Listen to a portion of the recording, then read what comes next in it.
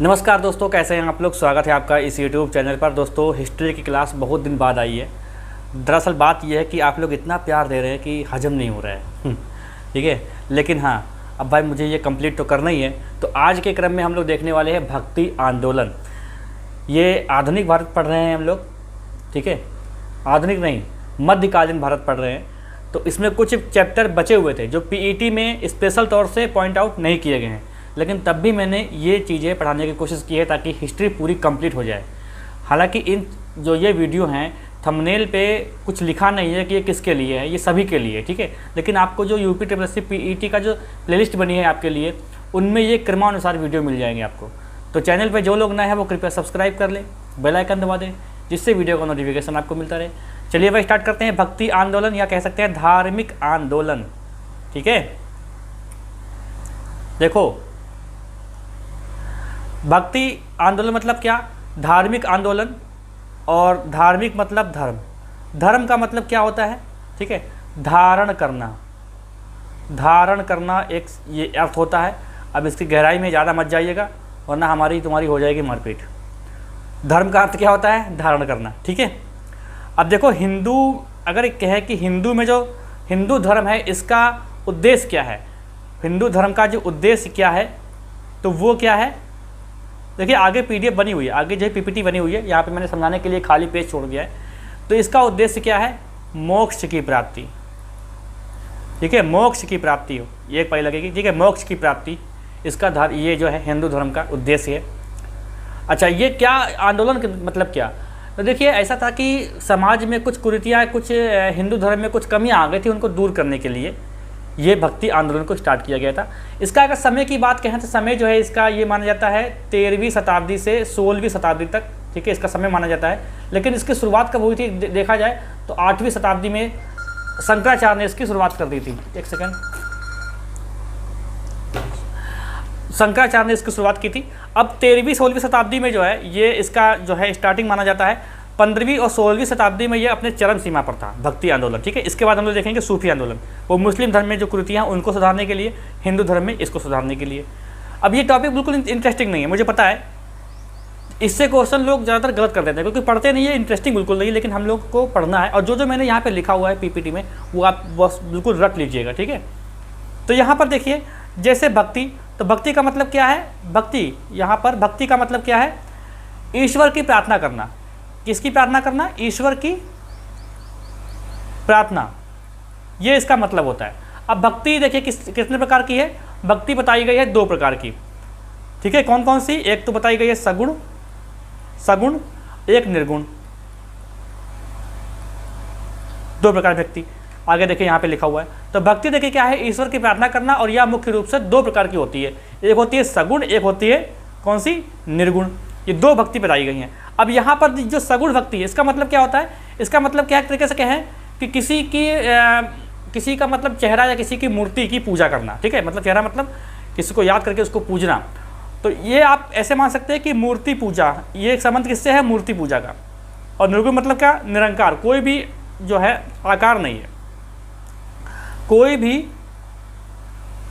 आकार नहीं, बस सच्चा प्रेम समझ लीजिए, कोई भी आकार नहीं, ठीक है। और मूर्ति पूजा किसमें है? सगुण में। अब ये जो सगुण भक्ति है, ये 2 भागों में बटी हुई है। इसको रफ करूँ मैं, 2 भागों में बटी हुई है। एक तो है, एक कौन सी है? रामाश्रयी, रामाश्रयी। और दूसरी कौन सी है? कृष्णाश्रयी, ठीक है।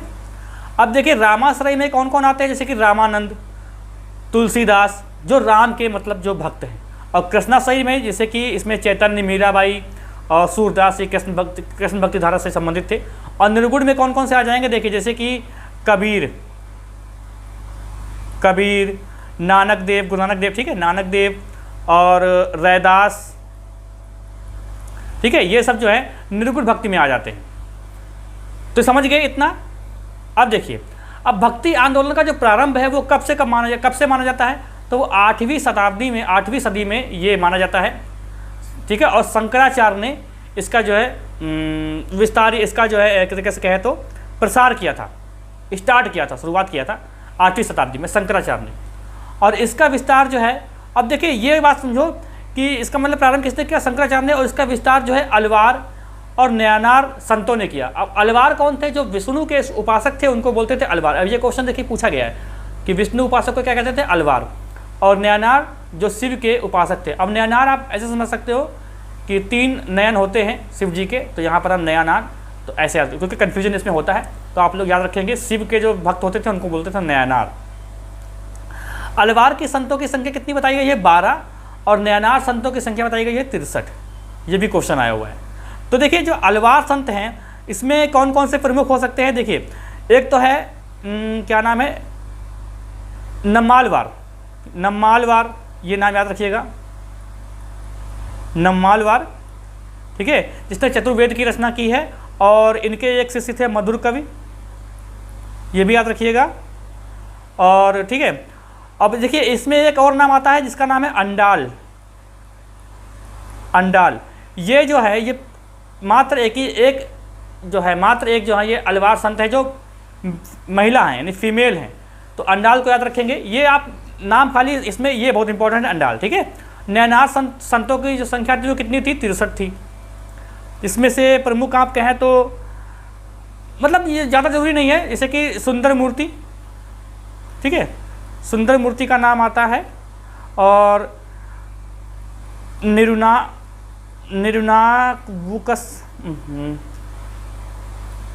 निर्नावुकस और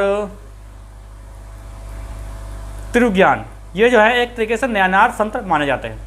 ये इतना इंपॉर्टेंट नहीं जो मैंने बताया आपको। अंडा संख्या, ये जो संख्या है ये बहुत इंपॉर्टेंट है। संख्या क्या है, 12 संख्या है अलवार संतों की जो विष्णु के उपासक थे, और नयनार संतों की संख्या 63 है जो शिव जी के उपासक थे। और जो अंडाल एक महिला थी, वो मात्र एक महिला है जो अलवार संतों में गिनी जाती थी। आगे देखते हैं। अब यहाँ पर ये जो मोस्ट इंपॉर्टेंट है वो ये है, यहाँ पर प्रवर्तक का नाम दिया है, और यहाँ पर दर्शन का नाम दिया है, यहाँ पर संप्रदाय का नाम दिया है। ये लिस्ट अगर आप चाहें तो याद कर ले इसको अच्छे से, क्योंकि ये बहुत ही इंपॉर्टेंट है। जैसे शंकराचार्य ने पहले कलर चेंज किया था थोड़ा, देखिए शंकराचार्य ने जो है वो अद्वैतवाद दर्शन दिया है, और ये कौन मतलब सिद्धांत दिया है ये, और संप्रदाय कौन सा है, स्मृति संप्रदाय। ये पूरी लिस्ट आप याद रख लीजिएगा। माध्वाचार्य ये क्या है, ये द्वैतवाद के जो है दर्शन दिया है द्वैतवाद का, और ब्राह्मण संप्रदाय से ये संबंधित है। और निम्बकाचार्य ने सनक संप्रदाय की जो है संस्थापक माने जाते हैं, जो मतलब दर्शन के संस्थापक माने जाते हैं, जो द्वैतवाद के जो है संप्रदाय से संबंधित थे। और रामानुजाचार्य जो है वो विशिष्टा द्वैत से संबंधित है, जो श्री संप्रदाय से संबंधित हैं। और वल्लभाचार्य शुद्ध देवतावाद से संबंधित हैं, जो रुद्र संप्रदाय से संबंधित हैं। तो ये लिस्ट आप याद रखेंगे तो बहुत अच्छा रहेगा, क्योंकि ये लिस्ट से क्वेश्चन तो बनता ही बनता है। आइए अब देख लेते हैं जो इनके जो बेसिक चीज़ें हैं उनके बारे में, जो संत हुए हैं इनके बारे में देख लेते हैं। जैसे पहले शंकर हैं शंकराचार्य। अब शंकराचार्य के जो पिताजी थे वो शिव जी के बहुत बड़े भक्त थे, ठीक है, तो इसीलिए इनका नाम पड़ गया शंकर। अब ये बाद में चल के आचार्य बन गए, तो इनका नाम हो गया शंकराचार्य। जन्म कहाँ हुआ था, तो केरल में जन्म हुआ। और मृत्यु कहाँ हुई, क्योंकि घूम घूम के सारी जगह टहल रहे थे, संत है ना, कहीं भी घूमते रहते हैं। मृत्यु हुई थी केदारनाथ में। ये दोनों क्वेश्चन इंपॉर्टेंट हैं, आप याद रखिएगा। और पूरे भारत में इन्होंने भ्रमण किया, पूरे भारत में। अब देखिए ये छोटी सी उम्र में ही इन्होंने गृह त्याग कर दिया था, माता जी इनकी बड़ा दुखी थी, ये सब कहानी है, ठीक है। तो पूरे भारत में इन्होंने भ्रमण किया और चारों दिशाओं में मठों का निर्माण किया। जैसे यहाँ पर एक ऐसे बनाते हैं, ऊपर बना लो यहाँ ऐसे। तो देखिए ये जो पुरी है, पुरी में देखिए इन्होंने क्या किया, गोवर्धन पीठ का निर्माण किया। मैसूर यानी दक्षिण भारत में मैसूर में सिंगेरी पीठ का निर्माण किया। और गुजरात, यहाँ पे गुजरात है, ठीक है, तो गुजरात में शारदा पीठ का निर्माण किया। और उत्तर में जो है बद्रीनाथ यानी उत्तराखंड में बद्रीनाथ में ज्योतिष पीठ का निर्माण किया। तो ये भी लाइन बहुत इंपॉर्टेंट है। यानी उत्तर में अगर देखें तो इन्होंने पीठ का निर्माण किया जिसका नाम है ज्योतिष पीठ, ठीक है। ज्योतिष पीठ जो मठ है निर्माण करवाया था बद्रीनाथ में। और पुरी यानी उड़ीसा में गोवर्धन पीठ का जो है मठ का निर्माण कराया था पुरी में। और मैसूर में नीचे कर्नाटक में आते हैं तो दक्षिण भारत में, तो यहाँ पर श्रृंगेरी पीठ मठ का निर्माण करवाया था। और गुजरात में शारदा पीठ का निर्माण करवाया था। अब देखिए ये जो 12 ज्योतिर्लिंग है ना, 12 ज्योतिर्लिंग जो बनी हुई हैं वो इन्हीं की देन है, शंकराचार्य की ही देन है, ठीक है। तो ये जो मैंने बताया आपको, ये जो 4 जो बताया ये बहुत इंपॉर्टेंट है, इसका आप याद रखेंगे। चलिए आगे देखते हैं रामानुजाचार्य। इनका जन्म कहाँ हुआ? आंध्र प्रदेश में। सगुण भक्त से संबंधित थे। अब सगुण भक्ति मतलब जैसे कि कृष्ण जी की या राम जी की जो मैंने बताया, ठीक है, मूर्ति पूजा, उससे संबंधित थे। और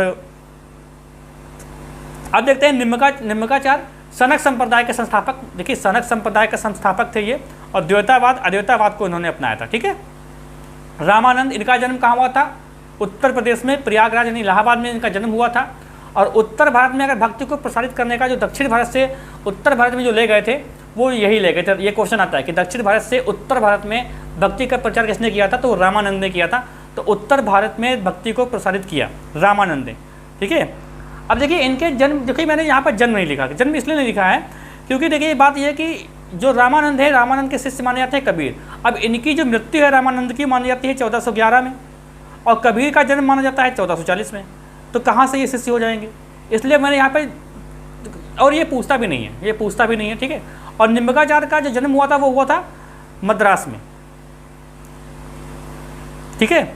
अब देखिए राम को मानने वाले थे ये रामानंद, और मतलब सगुण भक्ति थे, और 12 शिष्य थे जिसमें कबीर, रैदास, सेना, पद्मावती आदि थे, और हिंदी भाषा में भक्ति का प्रचार प्रसार किया था। अब भाई उत्तर भारत में लेके आए हैं तो क्या दक्षिण बोलेंगे, क्या तमिल बोलेंगे क्या? अब देखते हैं कबीर। अब कबीर का जन्म जो माना जाता है 1440 से 1510 तक। जन्म कहाँ हुआ है? वाराणसी। और इनके गुरु कौन थे? रामानंद। अब ये कबीर के जो दोहे हैं ना, उसमें बताया है इन्होंने कि ये रामानंद इनके गुरु थे। और निर्गुण भक्ति से संबंध, मतलब किसी को भी आकार नहीं माना, निरंकार, किसी को भी आकार नहीं माना है। और हिंदू मुस्लिम समन्वय पर इन्होंने बल दिया, है, ठीक है, कबीर ने।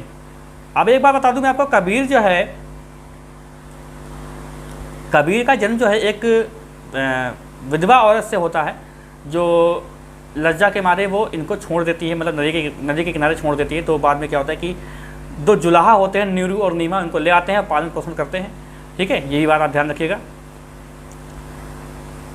और इनके जो कबीर का जो पुत्र है वो है, उसका नाम है कमाल और कमाली। ये पुत्र हैं और ये पुत्री है, ठीक है।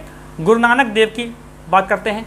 गुरु नानक देव जो सिख धर्म के संस्थापक हैं, इनका जन्म कहाँ हुआ है? तलवंडी में हुआ है, और करतारपुर में इनका देहांत यानी स्वर्गवास यानी मृत्यु हो गई थी।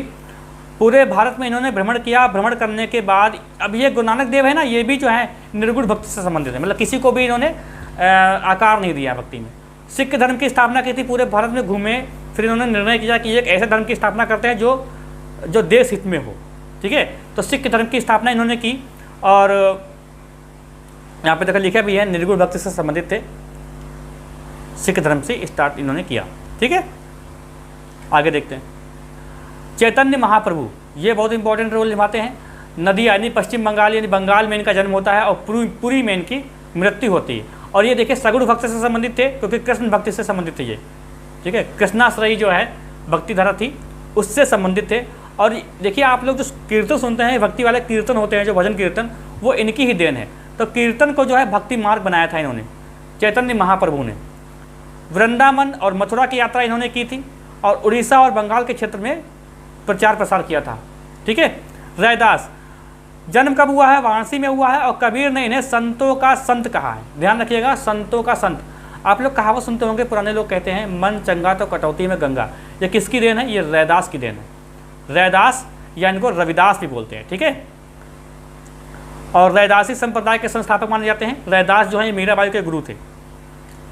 देखिए मीराबाई, अब देखिए मेड़ता के रतन सिंह राठौर की एक मात्र कन्या थी मीराबाई, इन्होंने भी भक्ति प्रचार, ये कृष्ण की बहुत बड़ी भक्त थी, ठीक है। और कुडकी, ये जो मेड़ता है ना, कुडकी नाम के गांव में इनका जन्म हुआ था, और वहाँ के राजा थे राजा रतन सिंह राठौर। इनकी ये एकमात्र कन्या थी, और इनका विवाह जो है, इनका विवाह कर दिया गया था राणा सांगा के परिवार से। तो नाम क्या था? भोजराज। पति का नाम क्या था? भोजराज। और फिर ये जो युद्ध होता है, लड़ाई होती है, वहाँ पर भोजराज जो है और राणा सांगा जो है, इनकी मृत्यु हो जाती है पानीपत के युद्ध में, ठीक है। जिसके बाद क्या होता है कि मीराबाई जो है सती नहीं होती हैं, और अपना श्रृंगार नहीं उतारती हैं, वो कृष्ण को ही अपने पति के रूप में स्वीकार कर लेती हैं, और बस ये ऐसी भक्ति करती हैं, ठीक है। कृष्ण को ही ये अपने पति के रूप में स्वीकार कर लेती हैं। अब यहाँ पर हिंदी में आपसे क्वेश्चन बनते हैं कि मीराबाई के जो रचनाएं हैं उनके बारे में बनती है, इसलिए मैंने यहाँ पर लिखा नहीं है, ठीक है। तुलसीदास। अब तुलसीदास का जन्म कहाँ हुआ है? उत्तर प्रदेश में हुआ, ठीक है, उत्तर प्रदेश में राजापुर में हुआ है। सगुण भक्ति से संबंधित थे, राम भक्ति, और 1575 में इन्होंने रामचरितमानस की रचना की थी, ठीक है। और ये जो रामचरितमानस रचना है, इसको स्मिथ ने जो है कहा है हिंदुओं का बाइबिल कहा है। किसने? स्मिथ ने कहा है, ठीक है, रामचरितमानस को। अब ये रामचरितमानस जो है ये अवधी भाषा में लिखी गई, ये भी ध्यान रखिएगा, अवधी भाषा में है ये रामचरितमानस। और इन्होंने शैव और वैष्णव धर्म के बीच एकता स्थापित करने का प्रयास किया। देखिए, ये जो शैव धर्म और वैष्णव धर्म में थे, इनमें काफ़ी विवाद था आपस में, ठीक है, लेकिन इसका जो विवाद है, इनका मतलब जो एक साथ लाने का जो प्रयास था, वो पहले तुलसीदास जी ने ही किया था, ठीक है। अगला देखते हैं, दादू दयाल। इनका जन्म कहाँ हुआ? अहमदाबाद में हुआ। कबीर के पुत्र कमाल के शिष्य थे। हिंदू मुस्लिम एकता पर इन्होंने भी बल दिया। सूरदास, जन्म कहाँ हुआ है? आगरा में, और इनके गुरु का नाम आता है तो वल्लभाचार्य गुरु थे, और सूरदास आप जानते हैं कृष्ण भक्ति से संबंधित थे। फिर आते हैं शंकर देव। ये असम के चैतन्य महाप्रभु के नाम से जाने जाते थे, ठीक है, क्योंकि ये विष्णु जी के उपासक थे, लेकिन ये जो है मूर्ति पूजा का विरोध इन्होंने किया था। तो शंकर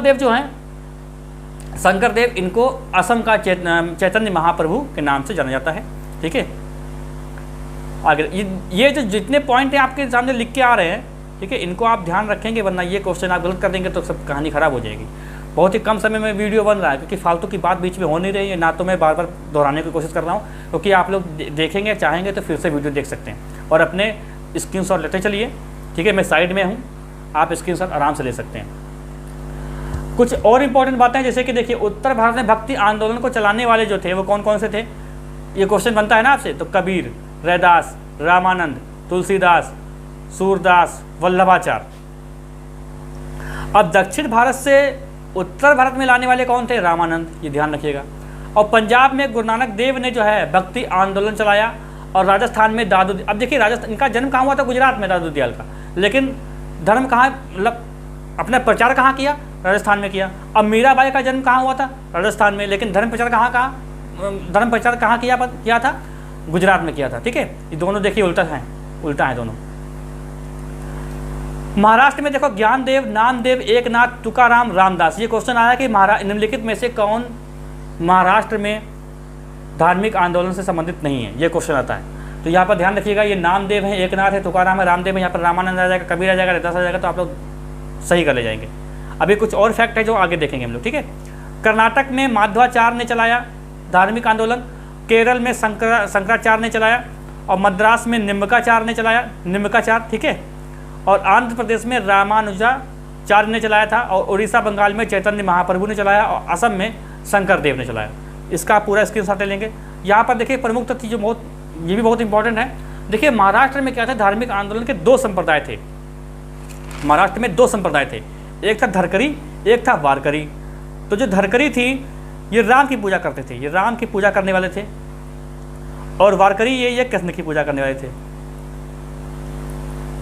कृष्ण की पूजा करने वाले थे। अब देखिए एकनाथ, रामदास ये धरकरी संप्रदाय से संबंधित थे, और महाराष्ट्र में भक्ति को लोकप्रिय बनाने का जो काम है वो किसका था? नामदेव का। ये भी बहुत इंपॉर्टेंट क्वेश्चन है। महाराष्ट्र में भक्ति को लोकप्रिय बनाने का काम किसका था? वो नामदेव का था, और एकनाथ को महाराष्ट्र का तुलसीदास कहा जाता है। अब देखिए ना, यहाँ पर लिखा है धरकरी संप्रदाय, और धरकरी संप्रदाय किससे संबंधित है? राम पूजा से संबंधित है, ठीक है, राम की पूजा से। तो यहाँ पर आप देख सकते हैं कि एकनाथ जो है वो राम की पूजा करते हैं, और इसीलिए, और तुलसीदास भी राम के बहुत बड़े भक्त थे। तो एकनाथ को जो है महाराष्ट्र का तुलसीदास कहा जाता है। तुकाराम एवं रामदास जो है वो शिवाजी के समकालीन थे, ठीक है। अब बहुत ही कम समय में देखिए, मैंने बहुत ज़्यादा मतलब जो दो क्लासेस में बताते हैं लोग, वो मैंने आपको एक क्लास में आपको बताने की कोशिश की है। और जवान देखो लगने लगी, जवान सूख गई, पानी नहीं रखा मैंने पास में। अगली क्लास में हम लोग देखेंगे सूफी आंदोलन, ठीक है, सूफी आंदोलन देखेंगे हम लोग। अब यहाँ पर कोई सवाल अगर आपका बचता है तो आप लोग कमेंट करके पूछ सकते हैं। बाकी क्लास को यहीं पे ख़त्म करते हैं। वीडियो को लाइक कर दीजिए और कमेंट कर दीजिए कैसा लगा आपको वीडियो, और मिलते हैं हम लोग। देखिए अगर आप लोग सपोर्ट करते हैं तो हम लोग लाइव क्लास भी चला सकते हैं, लाइव आके पढ़ा सकते हैं, मैं मतलब लाइव पढ़ा सकता हूँ। लेकिन सपोर्ट करते नहीं है, तो कहाँ से लाइव जो है सेटअप वगैरह लगाया जाए। ठीक है, तो मिलते हैं हम लोग अगली क्लास में।